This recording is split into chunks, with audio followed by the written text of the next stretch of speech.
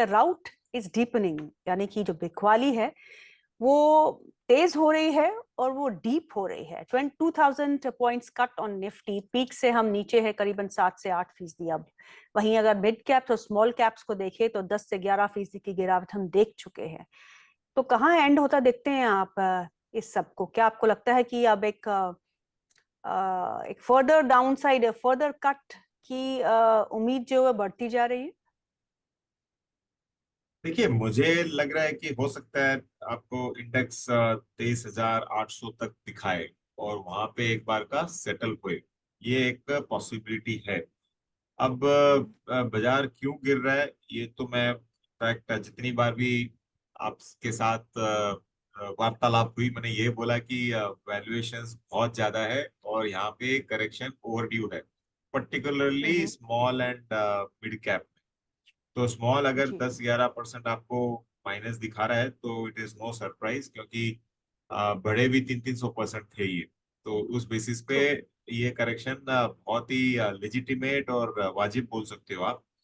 जहां हम्म। तक overall index का सवाल है, देखिए जब क्या होता है कि ओवरऑल बाजार जब थोड़ा सा कॉस्टली दिखता है, तो हम्म। अगर एफ आई आईज बेचते हैं तो एफ आई आईज का एक्सपोजर ज्यादातर लार्ज कैप कंपनीज में होता है ज्यादातर।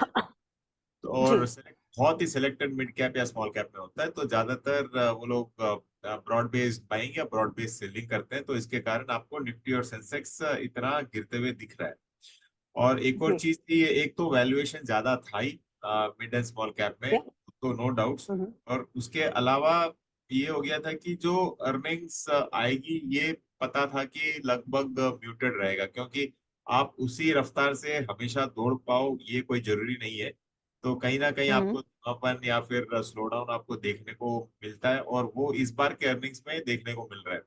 मतलब हम्म। कोई भी कंपनी का आप अर्निंग्स ऐसे नहीं बोल सकते हो कि बहुत ही गजब है, एक्सेप्ट मेरा एक स्टॉक है पिरामल फार्मा।